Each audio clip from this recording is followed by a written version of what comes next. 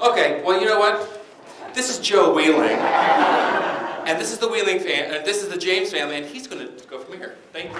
Yeah. So I realized that in our family, there's been a couple Allens that have had a huge impact. I mean, it's Alan Savory with Holistic Management. And then there's this guy named Alan Cardone, who is a Frenchman who came up with the delegated meeting process. And I had the pleasure of working with him, or maybe it wasn't the pleasure, because he has a really, really prickly personality. And he thinks that his idea is the greatest and nobody else can teach it or do it. There are some commonalities there between those elements, but anyway. So I spent some time in the corporate world, learned this process. I actually worked for a multinational company, worked in with a bunch of Frenchmen. And this guy was revered as, you know, one of the great thinkers in a lot of, you know, modern organizational design in France. So anyway, we're going to go through the delegated meeting process. We're going to go through why it makes sense. Then there's a whole series on different roles. There are a couple rules here. I don't mind being interrupted, but since they're videoing, you need to go to the microphone if you don't mind.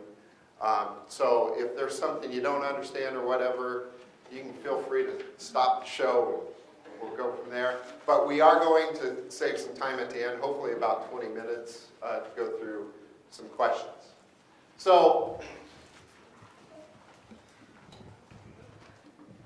yeah, I think I went through most of that. So we're going to, how we found it, how it works, and then we're going to go through some of the key steps towards the end. And then we're going to go through, you know, what are some of the challenges? Because like anything, it's not perfect. And a big piece of this is around discipline. So anyway, but we'll go through that at the end. So how many of you, the favorite part of your day is going to a meeting?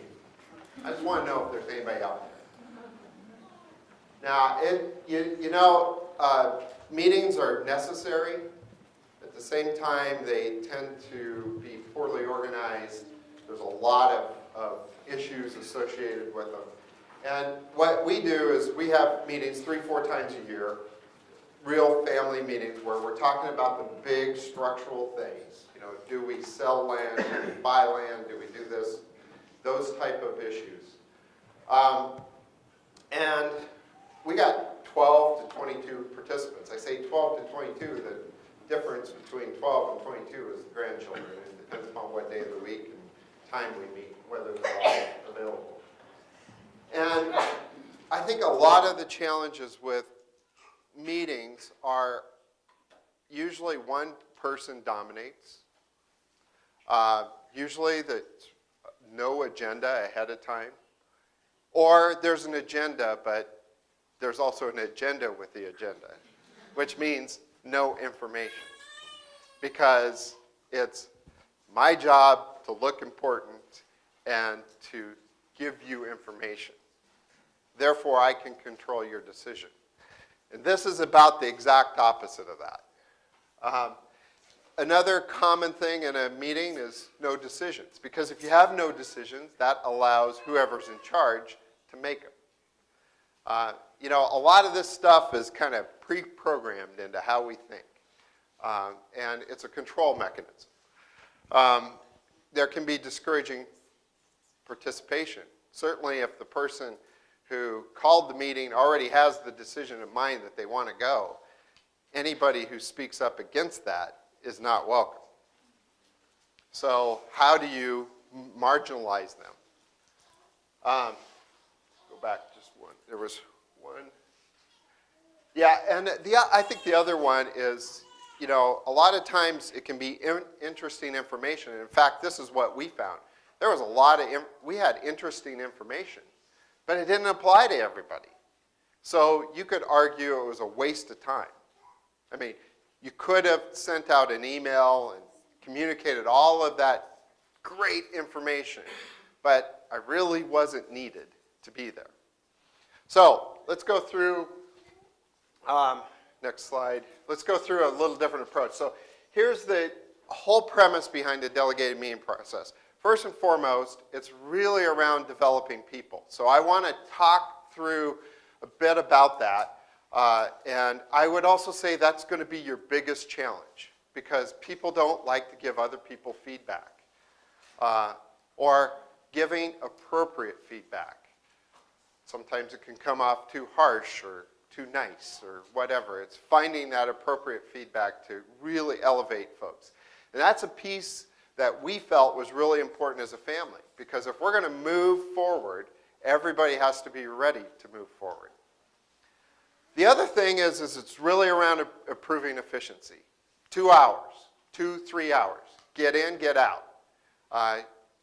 Don't need to spend a lot of time sharing a lot of what you did yesterday. This is about making decisions.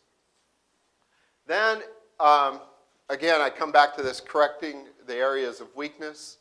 And the other idea behind it is increasing participation.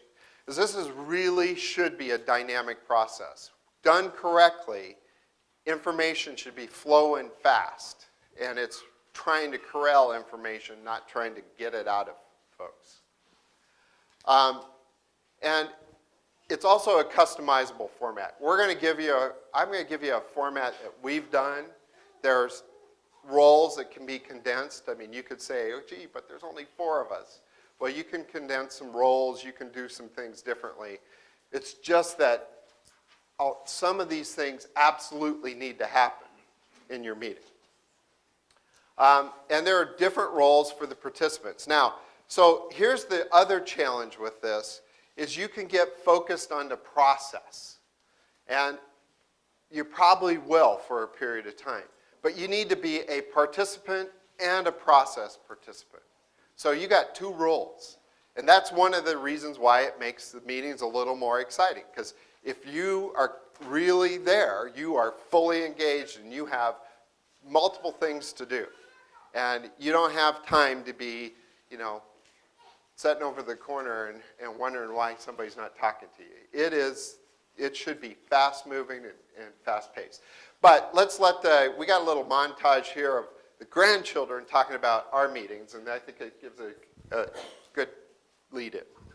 If there's something that I really want or something that I see that really needs to be done, then I can bring that to the attention of the family by either just sending out an email or by bringing it up as a topic at a family meeting. I've always been really proud to be a part of the decision-making process as a youngster. All the people being there and going over things and just the whole family being together working harmoniously. We don't live here, but we always come to the meetings, and we may or may not understand fully what's going on, but I feel like the family does their best to keep us in the loop and explain things to us. I was able to go to the family meeting, and that gave me the forum to say, you have a problem here, and I think I'm the solution. And it was a great thing to have everyone there to talk about it, and no one was feeling like they were left out of the decision.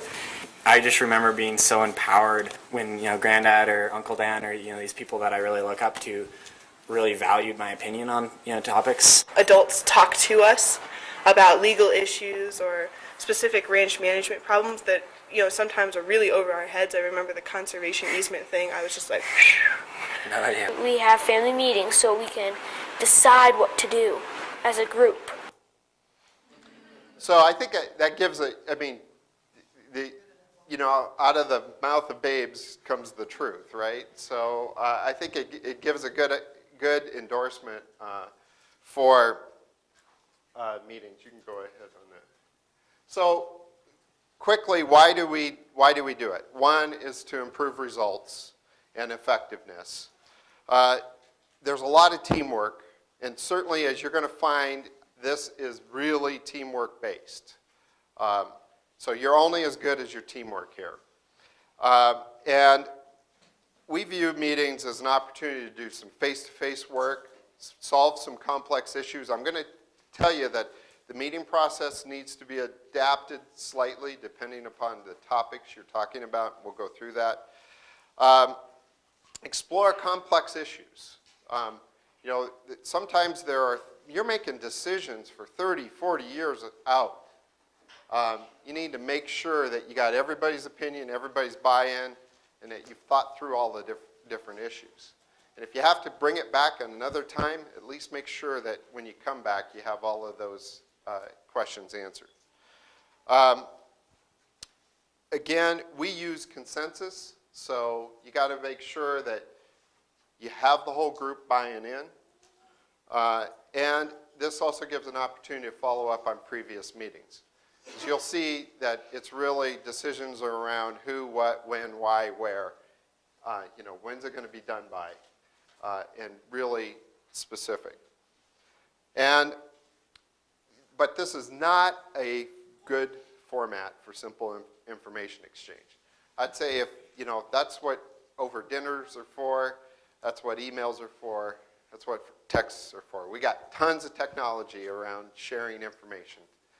We don't have a lot of help with decision making. So let's go through. So we have multiple roles here. I'm going to go through these.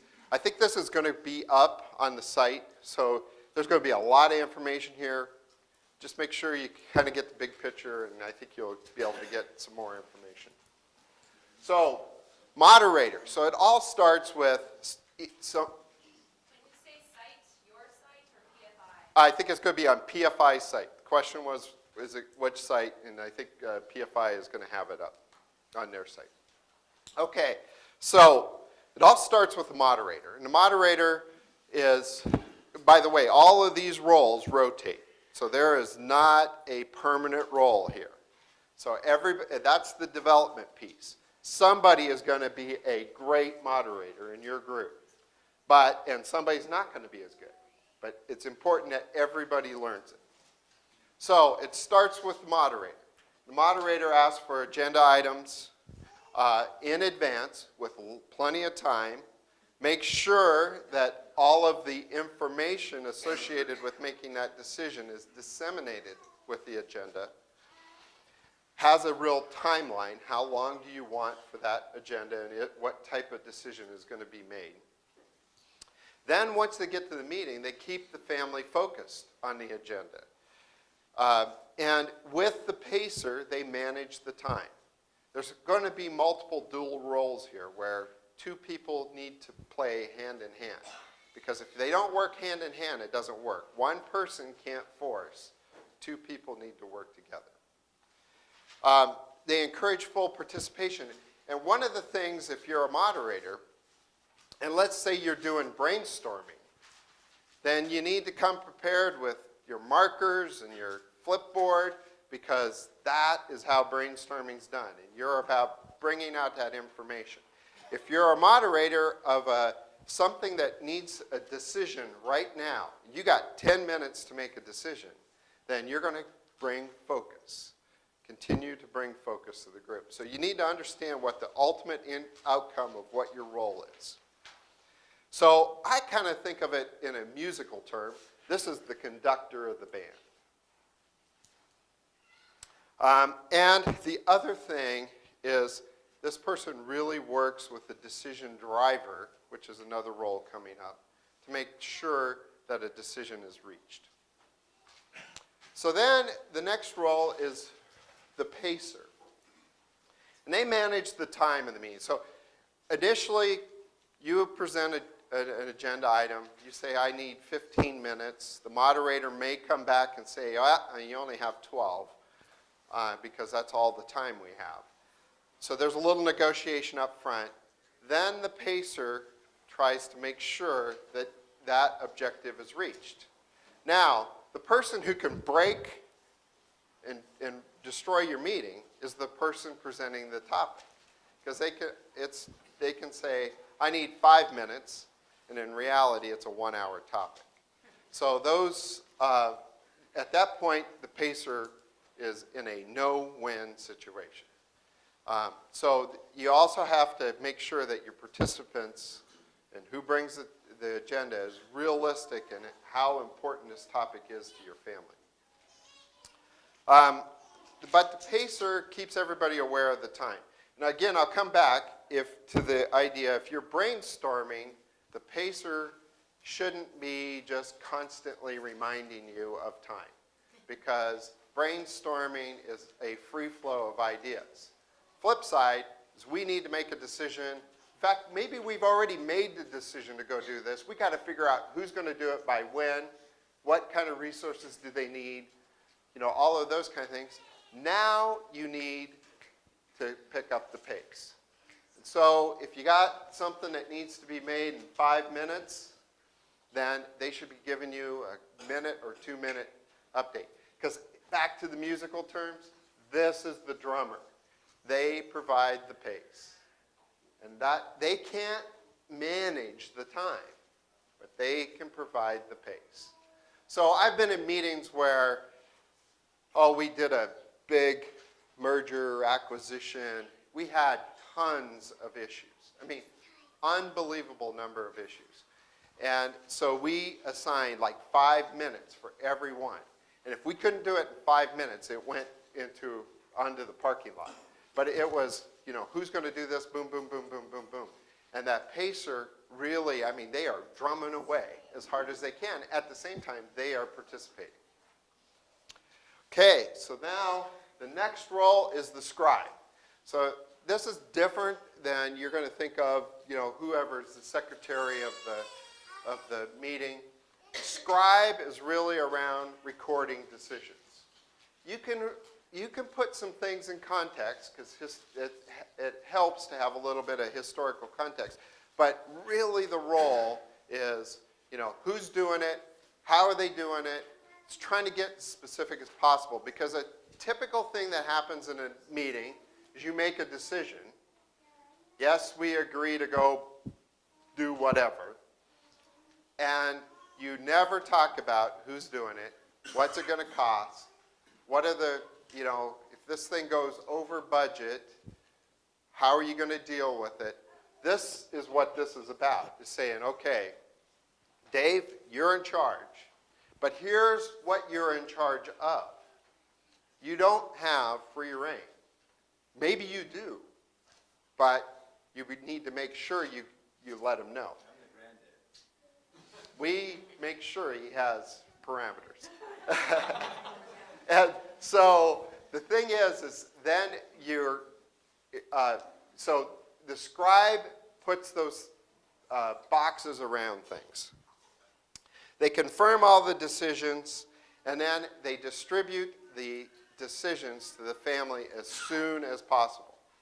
Again, I'll use my example where we were in this big merger acquisition situation.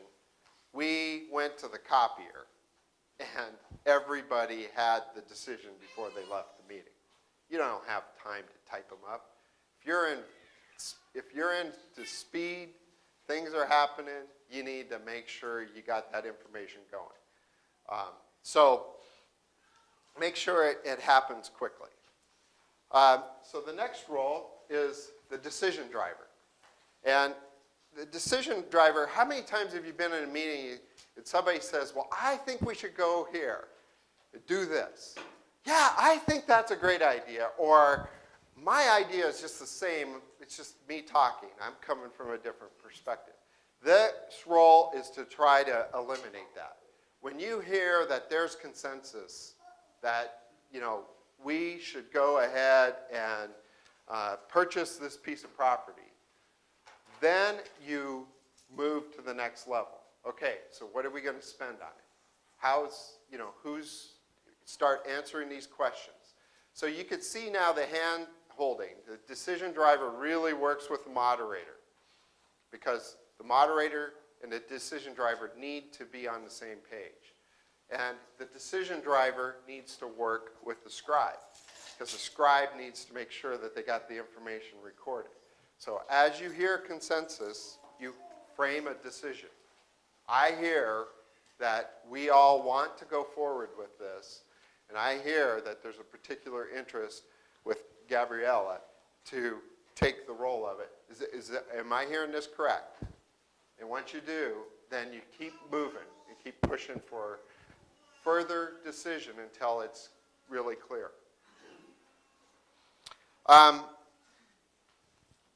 The other thing is the decision driver can work with the moderator to stimulate new perspectives. So, if somebody and you usually do, that there's either somebody who's really quiet, thoughtful, or somebody who has a different point of view. You need to draw that out. You need to make sure that that perspective is heard. Because this is not about fast, dumb decisions, but this is about being efficient. So make sure you hear different points of view.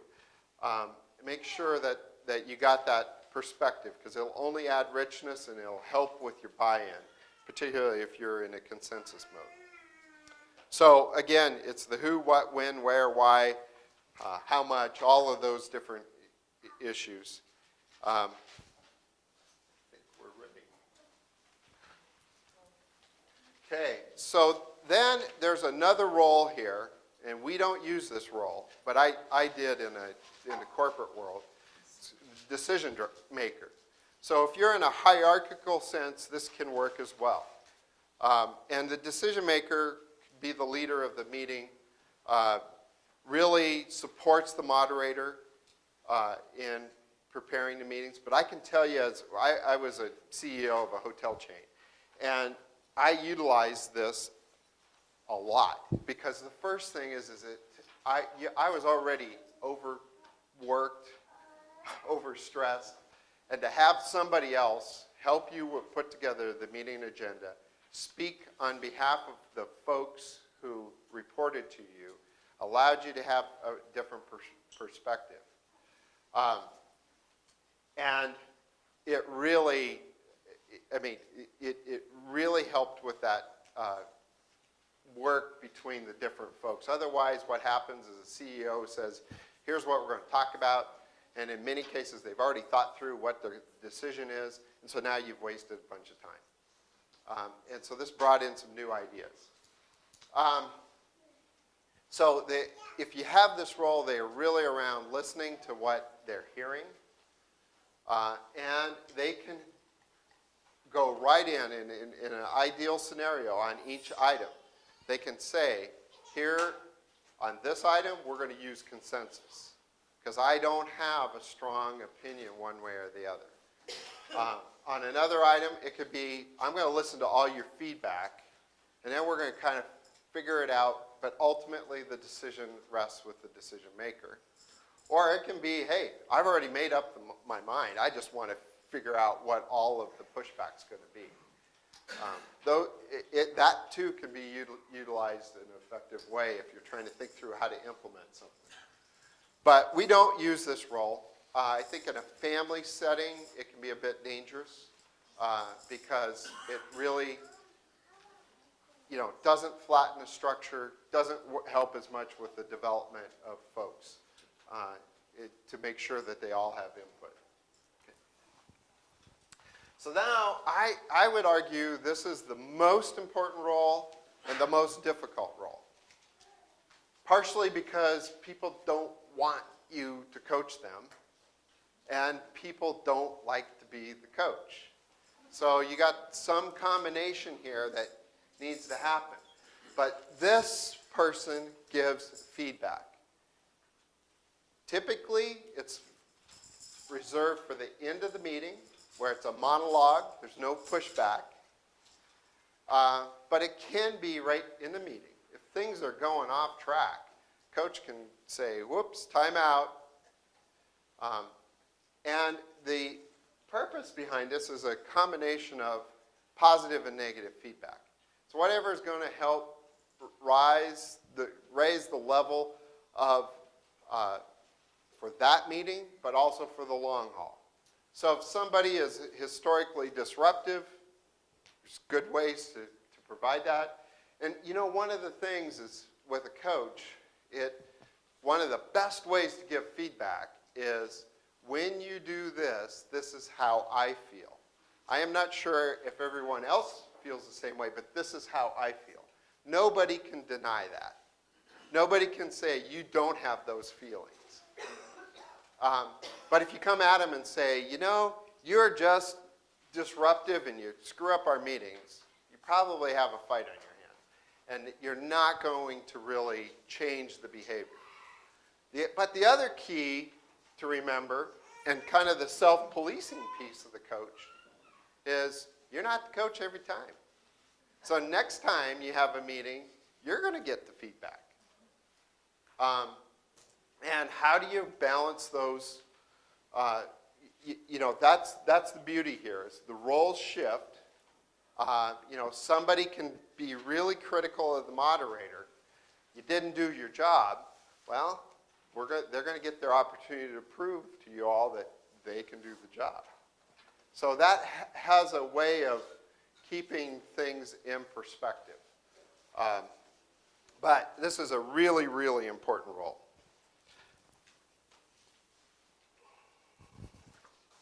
Okay, so one we added was called the Goalkeeper. Now, I think yesterday we went through, we have the, we utilize holistic management. We have a 3-part goal. It was, at one point, quite complicated. We've done some ways to kind of shrink it down, came up with 3 questions associated with it. And the role of the goalkeeper is to make sure that if you start to make a decision that breaks with your big picture holistic goal, they can stop it. Say, whoops, let's run this through our goal. Why are we doing this? Why are we thinking about this? That's not to say that ultimately it might pass through the goal, but they can really slow the meeting down by, and that's good. They can slow it down by saying, this doesn't meet with our 3-part goal. Otherwise, you can get somebody who has a great new business idea and is very convincing and gets you all the way to the decision, and then you go home and you say, whoa, but that really affects my privacy.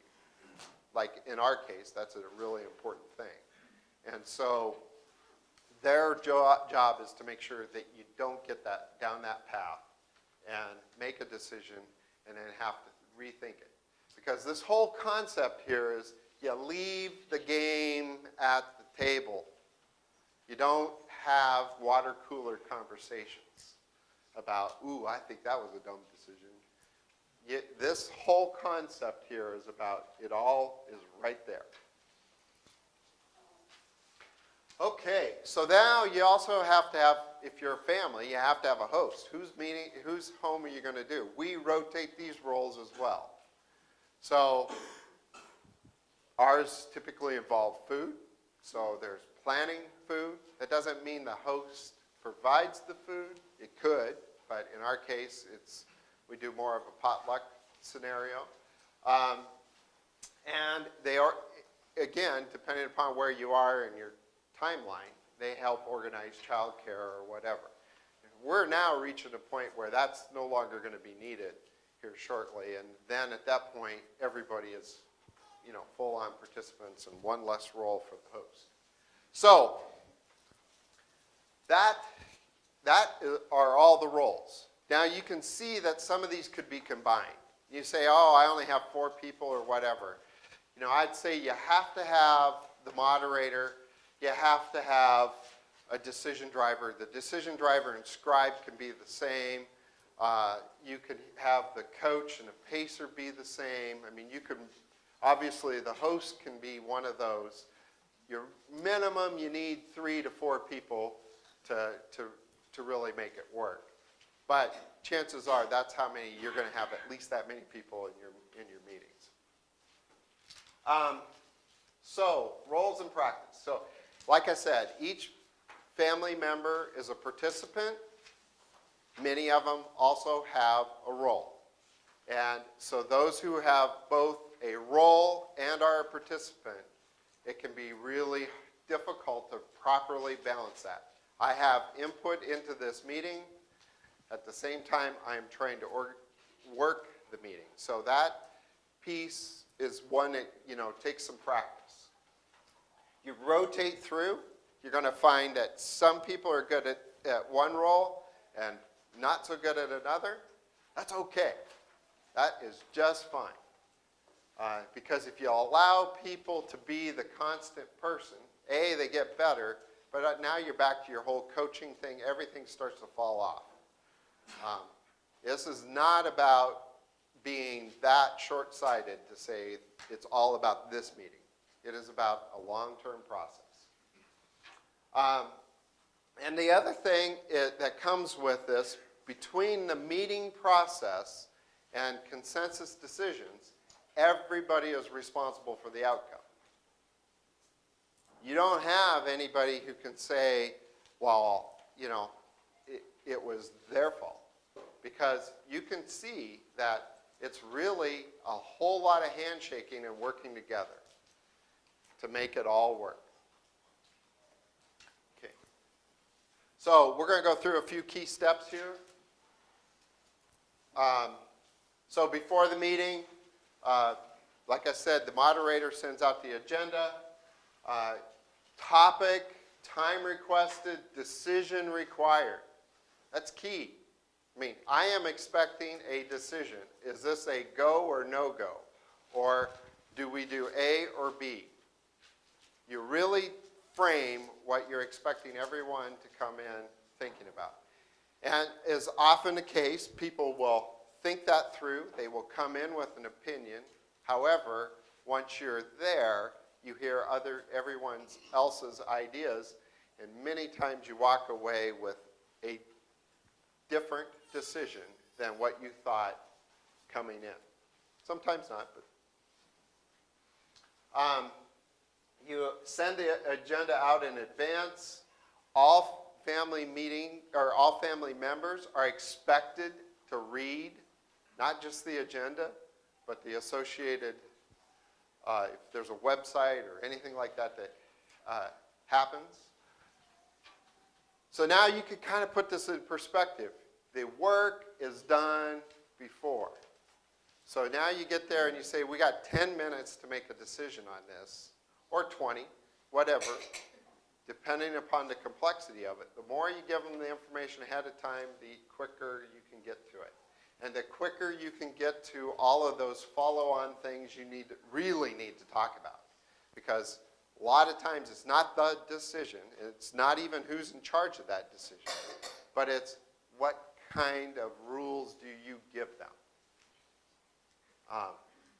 When do they need it done by? I mean, those are where things many times get off kilter. I thought you were doing that right now.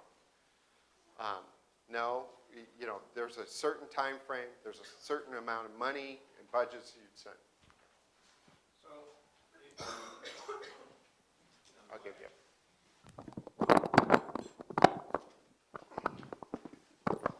If you get information, say via email, about a certain topic, and then somebody else, if they had some counter information, that would be done before the meeting also, or you don't have people holding back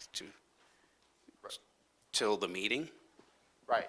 Ideally, that's exactly what would happen.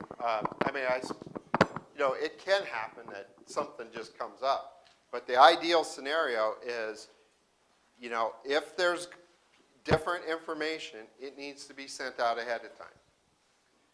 Otherwise, your coach has some good fodder for how to improve your meetings. Because the coach should jump on that and say, we weren't all given the same information and at the same level. Okay. So, the beginning of the meeting, the moderator reviews the roles, reviews the agenda, goes through the objectives.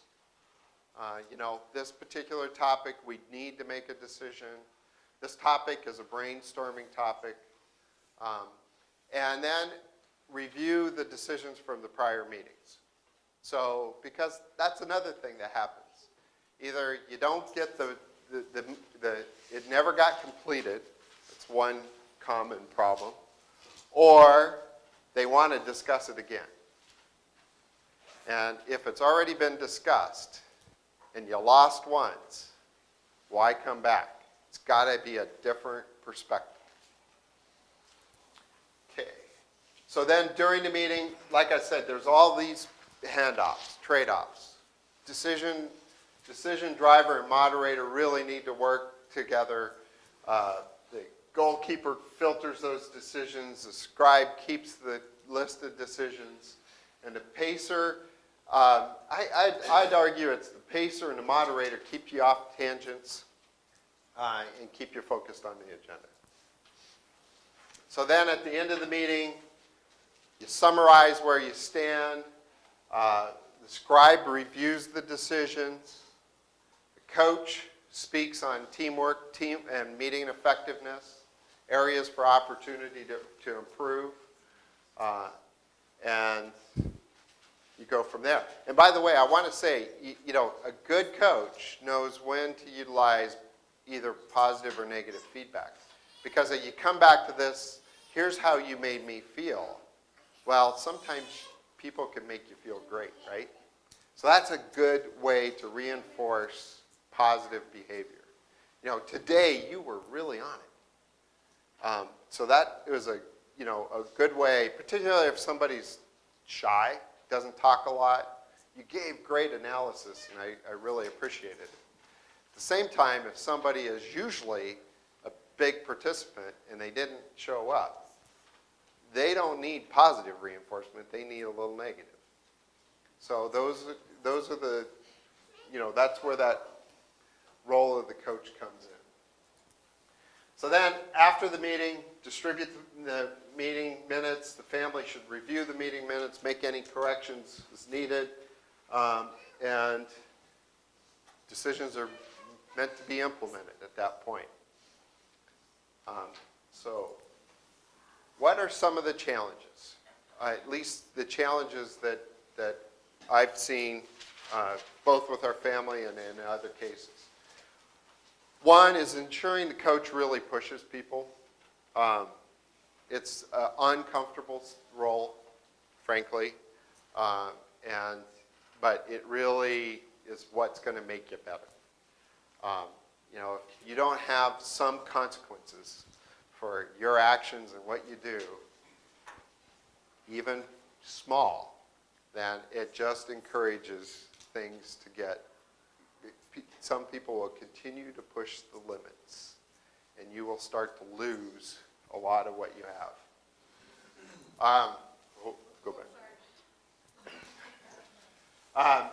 The pacer really needs to push and be that drummer, but at the same time, the participants need to be fair. You got to think through when you propose an agenda item. This one could be a volatile one. Everyone might not see it from my perspective, or it may take a little bit more time to explain. So the participant, whoever presents the agenda, needs to be realistic, and then the pacer needs to be the drummer, needs to understand. You got to be in tune with what's going on. Tangents happen. Sometimes tangents are good things, but they're not good things when you're in the middle of a decision. So, one thing that we've utilized, and then I know I utilize it a lot in the corporate world, is called the parking lot. Yeah, put some things in the parking lot. Great idea. Goes to the parking lot. If we have time at the end, we're going to discuss it. Guess what? If it's really important, everything else happens faster. It's a great incentive. And it's a great incentive for whoever's idea that was, is to help. All of a sudden, they may be a non-participant, but boy, they are pushing to make other things happen. Conversations versus decisions in meetings. It's real easy to get into letting somebody be go off and start talking and giving a perspective and whatever. But again, if that perspective is different, great. But if it's what everybody else says, then you need to push through it. You need to go to the next level. Decision made, move on. And then the other thing is advanced preparation. And I'll give you a classic example right now. We got a family meeting coming up on Monday. And where are we? We're in Iowa.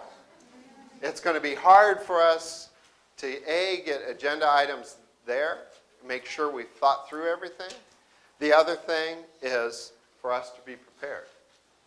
So, and it's really our fault for not being able to plan in advance to find a date. But when you got 22 people, plus or minus a few, that is hard to find a day when everybody can be together at the same time for like 2 to 3 hours. That's the other thing. We kind of look at things 2 to 3 hours. So you should be able to get everything done in that time frame. Unless you are talking about something really significant. And I'll guarantee you, if you say you're going to be there for 5 hours, you'll be there for 5 hours. If you say you're going to be there for 2 hours, you can manage it. And it takes a really, really important decision that you have to push off. So with that, we're going to go to questions, and you're going to be first. Yeah. If I could get somebody to... I got it. Sorry, Mark. Oops. I might have to have you come step up to the middle of the room. Thank you. Come around the front if you like. Or you can... We asked for a wireless mic and they didn't have any left. There's some sort of conference going on. Yeah. Luke, is this one recording or just that? I know. It's great. This is really exciting. You have 3 generations at your family meetings. And I'm interested now in your decision-making process. You're using holistic management.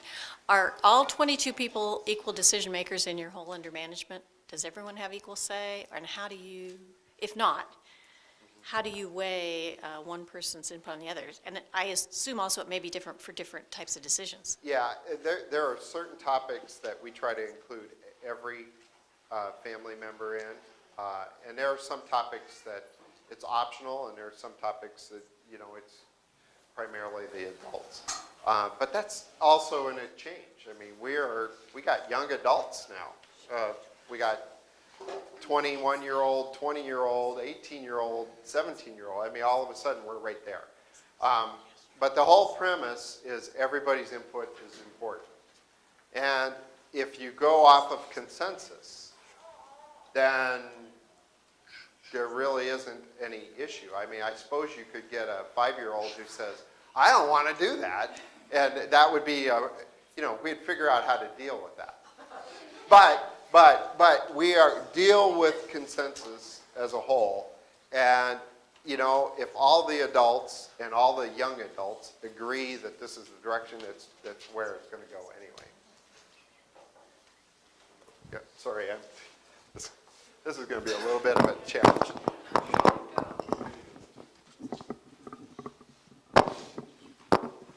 So I appreciate that this is all for the James Ranch umbrella meeting. Does each independent business have their own 3 meetings a year? Or how are those things managed? And, I mean, it sounds like a great idea for whatever entity that might be involved.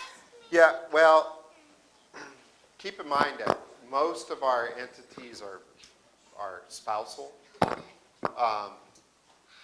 However, Dave and Kay and Jen and I are in the beef business together, so we have meetings. We do not use this process for those meetings. But those meetings can be sometimes daily, sometimes weekly, this time of year, every 2-3 weeks, whatever. But the answer, yes, you could, and you could envision as we get more complex. I mean, you think through like a Harvest Girl and Greens. You could utilize this concept with, you got to get everybody together. I would say if you're in that kind of role, though, you're going to have a decision maker. That's where you do. You shift it up. But it's a really adaptable process. I think the key thing, just the key issues is around efficiency and around people development and sharing workload. Those are the three key things. If you remember those, that's really what this is about. Okay, there was a bunch more hands at one point. How do you manage conflicts? Perhaps you can just repeat my question. Okay, I'll do that. That's good. Yeah, how do we manage conflicts? Well, they do happen. I tell you that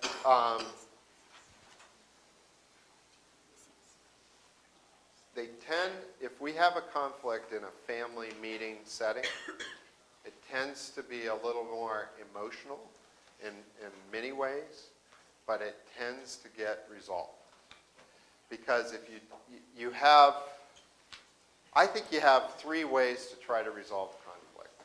Well, you have 4, do nothing. But you have 3 practical ways you try. One is to go meet with a one-to-one. One-to-one, if it's a very specific issue, is really good. If it's not a specific issue, it's not so good. Because now you got 2 people who want to gang up on others. I mean, at the end of it, they agree that everybody else is the problem. And that doesn't work. The other non-starter in my book, but it happens in family, it happens in our family, is somebody goes to somebody else to resolve their problem with somebody else. And that is really inefficient, and it doesn't solve anything for the long haul. Now, it can be more delicate to bring it to the whole family. But you bring it to the whole family, and it tends to sort itself out. Either that or, I mean, it just tends to sort itself out. Because particularly if you're based in love and you're trying to work, you're trying to keep it together, not trying to break it apart.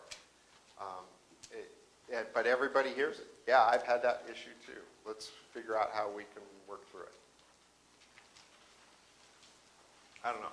Anybody else want to take that question? Okay. I'm assuming that the grandchildren are also involved in the roles. At what age do you start doing that? We really haven't started, but they're old enough. And so, I would say that Stan could take on a role. When you're 14, somewhere in that range, you could start taking on a role and doing it. We have not done that yet, but that's one of those things we gotta start doing. I mean, we're at a point where, we got young adults who got a lot of bright ideas. They have their own opinion. The more we can bring them into the fold, the more they stay within the fold. They're all out of town now. Yeah, at this point, most of them are out of town, so it's hard to do. And I mean, there are reasons why we do what we do, but I think we have to make sure we, when we can or when the opportunity, we utilize that wherever appropriately. But they've seen it modeled, so this is what they've grown up with. So shouldn't be that difficult. I just wanted to add that we make up a schedule for our meetings for a whole year, 2 years, 2 years ahead of time, so that everybody knows what role they have at a particular spring, fall, winter meeting or whatever, so that it's laid out. So we could incorporate those young adults that we know are going to be around and when they're going to be around in that schedule, which I think we probably will be doing. That's the beauty of sometimes when you go and you give a presentation, you do a lot of self-reflecting. And you say, boy, when you go to describe it, you say, well, here's the way it should be done, here's the way we do it. And you all of a sudden realize, because we all get into habits and ruts, and that's just what happens. So I thought, yeah, sir, I'll repeat your question. How do you establish who takes on what role? How do you establish who takes on what role? Well, we have, in our family, we have one person who's taken that job of putting out this 2-year calendar, and she just picks. She rotates it. Yeah, so it's you just have you're on this circle of that role and whatever, and it just works. But, I've seen it done different ways. At the end of the meeting, you pick the roles for the next meeting. The key is you just need to make sure everybody participates fully and gets the full extent. Because I can guarantee you there are going to be people who do not want to do one of these roles. And you need to make sure that they get to experience it, not to make it painful for them, but to help them. Because it'll help them in other things, and it helps with your relationships with each other. Okay, any other questions? Okay. One of the things that Joe didn't mention, and Joe's coming from the corporate world, so he has, and you can all feel his energy of get the decisions done, and there's this kind of sense of urgencies. We're whipping through the flanks here, and there is that sense because you do want it to be quick. But one thing we have implemented is that we have the moderator chooses someone, or they do it themselves. We have a little inspirational before the meeting so that we can all calm down a bit, pause. We've all been hurrying, getting our food ready for the meeting, getting the kids to the child care, making sure we have all the paperwork ready for the decisions, and maybe we're finishing up the last bit of conversation with your spouse over a topic. And it's really important to just close your eyes and be calm for a minute, and then people choose inspiration anywhere from Buddha to the Bible to Wendell Berry. It's a big, anybody can choose any kind of inspiration to slow us down. And it also, that inspiration can be utilized to spark the theme of the meeting too. So that's the other thing. Also, and these are minor little details, but I just lost it. Oh, I know, the coach. A couple of the things that our coaches always have to do, and this is a thing that in meetings is very, very disruptive, are little side conversations. And our coach they'll stop the meeting and say, would you guys like to share what you're talking about with the rest of us?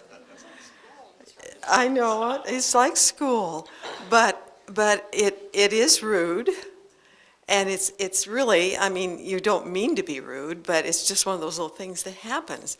And so-and-so has to get up and go to the bathroom, or so-and-so has to go check something on the stove because we're going to eat in a little while, or something.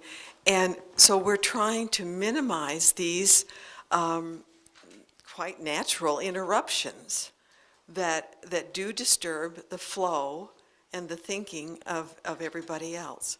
And so the coach thing is not something that's just left to the end. They can interrupt the meeting and make these comments and say, I feel left out of your conversation. Yeah, one other comment I'd like to make. The best moderators I've ever seen all know how to manage energy flow.